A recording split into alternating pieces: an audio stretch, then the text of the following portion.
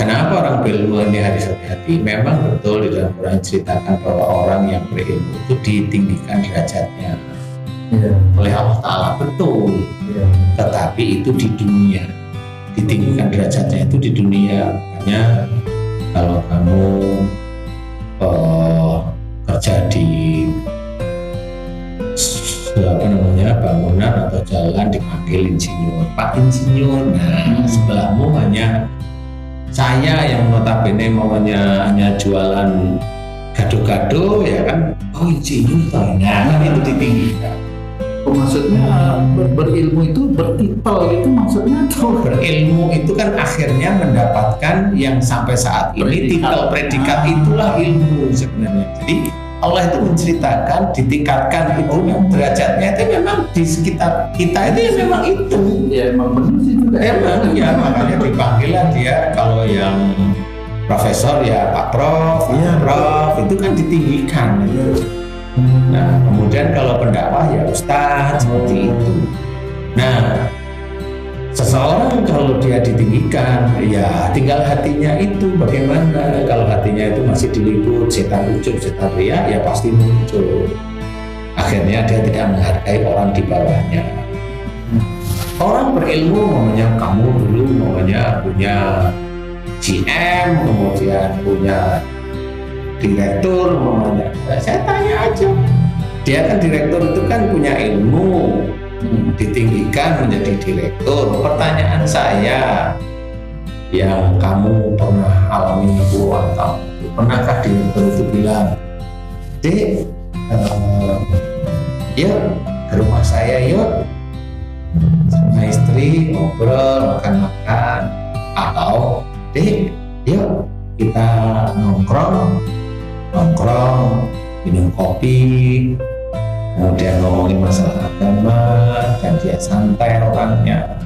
Atau Dek, jangan lupa ya nanti di akhir nanti jangan lupa ya, gitu. Nah, itu sama ditinggikan derajatnya oleh Allah itu di dunia itu seperti itu, menjadi seorang direktur. Nah, pertanyaan itu, dia yang menyuruh kamu atau dia yang mengajak seperti orang itu? Itu pertanyaan saya. Nah, pada saat seseorang itu betul-betul mau glosor itu karena memang dia ditinggikan derajatnya oleh Allah Ta'ala menjadi direktur, tetapi dia tidak mau dilihat oleh Allah Ta'ala itu ditinggikan. Nah, inilah orang yang zuhud sebenarnya. Nah, yang begini memang jarang. Nah, sangat jarang sekali gitu loh ceritanya. Jadi memang ada orang-orang pejabat-pejabat itu kelihatannya zuhud, ada di rakyat, memberikan santunan, ada. Tapi kalau mau pemilihan kepala daerah, pemilihan RT juga, ya begitu ya. Sama. Atau kalau dia mau di fit and proper test itu baik-baikin semua bawahannya kira-kira gitu. Iya, seperti itu. Nah, itu namanya menipu Allah. Jadi orang ditinggikan derajatnya itu di dunia karena dia tetap harus mengerjakan dari ilmu tersebut. Kalau yang orang tadi insinyur, bisa nggak dia itu tidak menekan bawahannya? Bisa nggak dia itu bilang, Dek, jangan kamu kurangin ini, itu namanya nyuri. Ada nggak yang seperti itu? Nah, itulah namanya dia betul-betul mengingatkan. Nah, orang yang ditinggikan oleh Allah Ta'ala ini, dia tetap ada setan yang senantiasa bisikin di hati, pikiran, mulutnya, dan sebagainya. Nah, inilah sebenarnya dia memang ditinggikan derajatnya di dunia, tapi di akhirat nggak bisa seperti itu. Kan kasihan yang nggak sekolah nanti. Dia sudah benar-benar mencoba belajar tauhid lurus, belajar menghormat siapapun, kan gitu. Nah, ini dia nggak akan mendapatkan surga kalau kalau memang dia teman dakwah tadi hanya bilang kalau dia ditinggikan derajatnya di dunia, apalagi di akhirat dia masuk surga. Loh, jangan seperti itu. Lah, itu loh yang ditinggikan ilmunya jadi insinyur itu loh, itu ditinggikan ilmunya, ditinggikan derajatnya oleh Allah Ta'ala. dia belajar insinyur, lah itu juga untuk dunia. Soalnya kok para koruptor itu juga sama, itu ditinggikan, memanfaatkan banyak yang seperti itu. Orang yang baru ditinggikan derajatnya dengan ilmunya oleh Allah Ta'ala, sehingga dia masih diizinkan mendapatkan rezeki. Jadi orang itu jangan beranggapan kalau dia ditinggikan derajatnya karena ilmunya terus masuk surga. Enggak, cuma memang ditinggikan derajatnya di dunia. Ya, saya harus, momennya kalau saya ke rumah sakit ya harus manggil Pak Dokter, itu ditingkatkan. Kan seperti itu, ditinggikan derajatnya. Sehingga itu kalau dia persoalan ilmunya dia pakai untuk hal-hal dolim, mana ditinggikan nanti di akhirnya enggak. Nah, kebanyakan itu dolim enggak dia di dunia. Seperti itu malaikat raqib sama atid. Kalau nanti itu orang itu dia punya ilmu di dunia, menurut beliau itu dia sudah S3, namanya doktor, namanya itu malaikat atidnya pergi menurut dia. Nggak pergi kok, nggak pernah nyatet salahnya ya. Menurut dia kalau dia orang berilmu itu langsung kebalik lah, kan ya salah kalau dia sudah S3, malaikat atidnya yang pergi menurut dia. Ya kan nggak bisa. Wong dia itu mamanya seseorang yang walaupun dia S1, S2 atau doktor atau profesor, ini tidak semua ya. Itu biar ujub riak itu di titik-titik itu kok. Saya dulu itu susah, saya harus belajar begini-begini lah, itu kan ceritain dia. Terus maunya apa? Sehingga saya berhasil dengan jerih payah saya. Lah, kan nggak ada Allahnya sama sekali. Nah, apa kalau di dunia ditinggikan derajat terus masuk neraka? Jadi di mana letak hubungannya itu dengan tauhidnya itu juga? Orang yang ditinggikan ilmunya di dunia derajatnya oleh Allah Ta'ala, itu orang itu diharapkan oleh Allah Ta'ala itu sujud. Setelah sujud, dia melakukan perbuatan-perbuatan baik, dari mulai sholatnya, puasanya, baca Quran dan sebagainya, termasuk perilakunya, nggak cuma akidah dan juga nggak cuma syariat aja, akhlaknya juga dikerjakan. Setelah dia kerjakan, ilmu yang dia dapatkan dari pelajaran-pelajaran agama yang baik, walaupun ilmu dari pengetahuan-pengetahuan umum ini tetap mengajarkan orang yang ada di bawahnya itu tetap sujud kepada Allah Ta'ala, tetap bilang Bapak Ibu, walaupun Bapak Ibu itu belum diberi izin oleh Allah Ta'ala nikmat punya ilmu, tetapi diberi izin oleh Allah Ta'ala tetap sujud kepada Allah Ta'ala, nikmati, kerjakan itu. Nah kan orang berilmu kan sebegini itu, bukan malah tinggi-tinggian. Kan itu namanya benar. Nah ini ilmu yang benar-benar manfaat. Bapak Ibu nggak usah takut, semua yang dikerjakan Bapak Ibu dari mulai pagi bekerja, bacalah bismillah pada saat bekerja, terus ingat pada Allah Ta'ala, jangan berbuat dolim, jangan yang bukan rezekinya diambil, jangan ini, jangan ini. Lah yang orang yang berilmu tinggi inilah yang akhirnya dia nanti ditinggikan derajatnya nanti di akhirat, bukan yang dapat S1, S2, S3 atau profesor itu gelarnya, bukan. Nah orang berilmu inilah nanti yang ditinggikan, ilmu yang ditularkan kepada masyarakat yang dengan nilai Allah, baru itu dia ditinggikan derajatnya oleh Allah Ta'ala. Kalau orang nggak punya ilmu agama, gimana dia mau menyebarkan ilmunya di masyarakat itu? Ya kalau dia nggak punya ilmu agama ya berarti dia diberi petunjuk oleh Allah Ta'ala, mendengarkan ceramah, mendengarkan ini itu, dia nggak gubres berarti itu. Nah itu salah dia sendiri kalau seperti itu. Dia nggak gubres berarti dia nggak bisa mau cerita apa. Orang yang tahu ilmu agama aja juga nggak ngerti apa yang harus dia kerjakan. Dia hanya nyuruh anak-anaknya sholat, tapi dia tidak belajar hormati orang lain ya nak, berkata yang baik, yang nak, yang lembut. Kan jangan bilang, saya kan memang adat saya kan begitu dulu. Kamu itu kan mau menang-menangan. Dalam ajaran Islam itu tetap diajarkan lemah lembut. Jangan terus wah ini adat saya, nggak bisa saya seperti ini. Nah itu kan mau menangnya sendiri. Nggak bisa semua. Nah ilmu walaupun dia tahu agama tapi adatnya seperti itu, dia ilmu agamanya dikalahkan oleh adatnya. Ya kalau itu punya penilaian lain dari Allah Ta'ala, kan nggak bisa.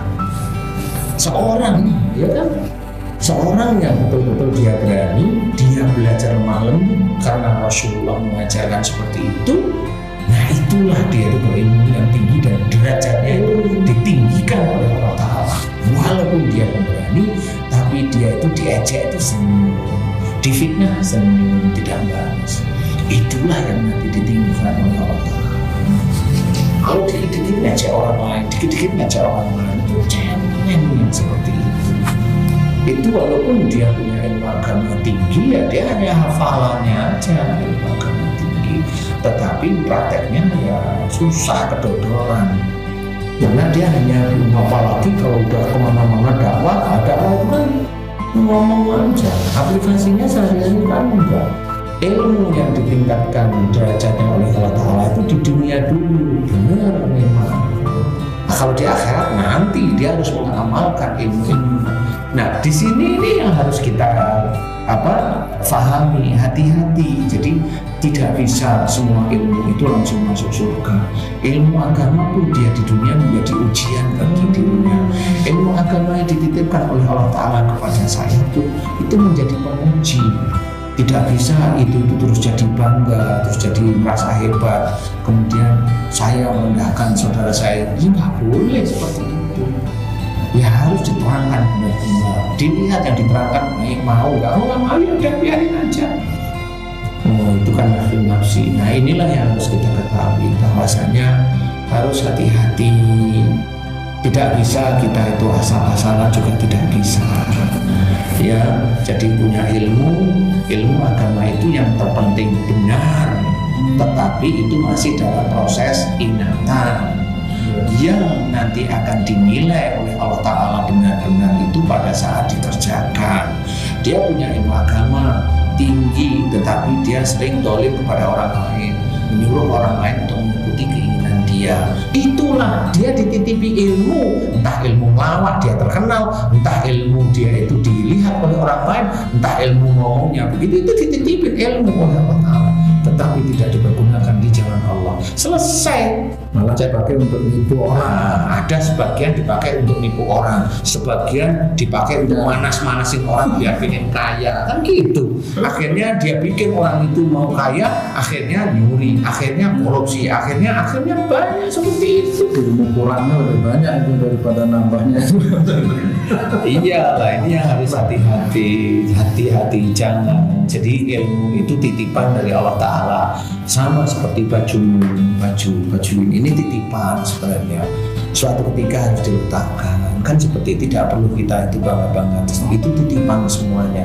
Di dunia ini sandiwara, di dunia ini itu hanya main-main. Yang main-main itu apa? Nah itu dititipi ilmu tapi rendahin orang lain. Nah itu main-main. Nah ada dititipi ilmu, dia merendahkan orang lain, mencuri hak orang lain. Nah itu dia bersandiwara. Walaupun dia sholat, punya hati tidak dipergunakan untuk mengimani ayat-ayat Allah, punya mata, punya telinga tidak digunakan untuk mendengar kalimat Allah. Nah itu salah satunya. Makanya kita harus hati-hati. Di derajat ditinggikan itu di dunia, di akhirat belum tentu. Makanya kita tetap berlomba-lomba dalam kebaikan. Itu harus, dan niatkan semuanya itu lillahi ta'ala. Nah itu baru. Jadi jangan, berarti ditinggikan derajatnya itu seseorang itu berilmu, insinyur, dokter, ustadz pun sekalipun mengharapkan penghargaan. Ya kalau dia masih mengharapkan itu, mengharapkan harta. Iya. Tapi nanti kembali lagi ke niatnya. Setelah berilmu, dia harus mendapatkan ilmunya itu untuk mengenal. Iya benar. Kalau dia belajar ilmu hitung-hitungan, bagaimana hitungan ini untuk mengenal Allah. Dia belajar ilmu agama, dia mempelajari ilmu ini kan bukan untuk dia ingin dihargai, dihormati, sehingga ngomong kasar kepada orang lain itu enak, kan bukan itu. Dipergunakan untuk mengenal Allah. Nah, kenapa kalau dia seorang ilmu agamanya cukup lumayan dikenal, kenalkan Allah lewat itu. Jangan hanya cuma bercandaan, jangan hanya cuma ngomong kasar. Ini kan beda-beda orang ya. Jangan itu nggak ada manfaatnya sama sekali. Nah, kalau kamu punya ilmu dulu belajar fisika, ilmu teknik, ilmu momentum, tanah, mektek dan sebagainya, kemudian ilmu lembutan, beban dan sebagainya, itu kan gunanya untuk apa? Untuk menghitung betul. Nah, kalau saya tambahin, menghitung untuk apa? Kan bingung deh, ya. Menghitung untuk jadi untung saya sama yang lain-lain lah, ya itu ilmu yang mana? Itu berkah nggak? Enggak, jadi memang nggak bisa manfaat sama. Kalau kita itu ilmu itu ibarat pisau. Pisau itu kalau dibikin ngiris sayur, memotong ternak untuk disembelih karena Allah, semuanya untuk hubungan baik-baik, ya pisau ini jadi baik. Tapi kan pisau bisa untuk membunuh, bisa untuk memotong orang, kan begitu sama sebenarnya. Jadi jangan terus punya pisau masuk surga lah, kan perilakunya belum tahu. Nah itu nggak boleh. Tapi menurut saya itu khilaf aja. Kalau memang beliau itu pandai, hanya khilaf aja. Ya dimaafkan saja, namanya manusia ya dimaafkan saja. Tetapi intinya adalah yang saya bisa memberikan bahwa ilmu itu memang seseorang berilmu dia akan ditinggikan derajatnya di dunia dulu. Di dunia itu menjadi ujian yang punya ilmu. Ujian itu harus dikerjakan, dia harus hati-hati, dia tidak boleh ujub, tidak boleh riya, tidak boleh bangga, tidak boleh sombong, dan ilmu itu dikerjakan betul-betul karena Allah. Nah ini baru itu berpahala. Nah, nanti setelah ini semua dinilai oleh para malaikat, khususnya Raqib, baru nanti di akhirat dia itu masuk surga atas nama Allah, seperti itu. Jadi nggak segampang punya ilmu itu nanti masuk surga otomatis jalan semakin tinggi derajat ditingkatkan oleh Allah, semakin besar ujian manusia itu sendiri sih. Pasti seperti itu. Ada orang yang ilmunya tinggi, gelarnya tinggi, dia nggak punya apa-apa, tapi yang dibanggakan ilmunya.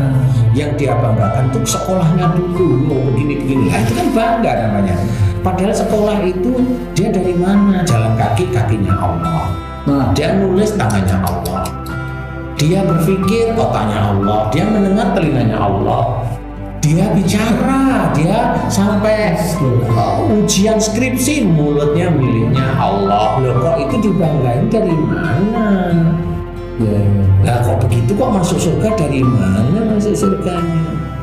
Yang jelas itu wala in kafartum inna sadir. Nah itu kuncinya. Jadi dalam melakukan kegiatan sehari-hari di dalam kehidupan kita harus ingat pada Allah Ta'ala. Ingat itu apa ya? Ingat ayat-ayat Allah, hadis-hadis Rasul yang sahih itu diingat sehingga kita hati-hati dalam menjalankan kehidupan sehari-hari. Seperti itu. Ya, mudah-mudahan ini bisa dipahami. Insya Allah. Baik, terima kasih Pak Ustadz penjelasannya. Waduh. Nah ini jadi mikir juga nih ya. Hati-hati kalau punya ilmu. Jangan ngomong hati-hati punya ilmu, berarti kita harus hati-hati. Jangan mengancam orang lain. Iya, saya jadi itu hati-hati kalau kita punya mulut ya begitu, hobinya ngancam orang lain. Masya Allah. Baiklah sahabat beriman, akhirnya waktu juga yang memisahkan kita. Demikian tadi penjelasan dari guru kita Pak Ustadz Danu mengenai ilmu yang bermanfaat itu yang seperti apa, tadi sudah dijelaskan oleh Pak Ustadz. Demikian sahabat beriman, jika ada kata-kata kami yang kurang berkenan atau salah, mohon dimaafkan. Dia maafkan. Karena sebenarnya kebenaran itu hanya milik Allah. Sampai jumpa di lain waktu. Billahi taufiq wal hidayah. Assalamualaikum warahmatullahi wabarakatuh. Waalaikumsalam warahmatullahi wabarakatuh.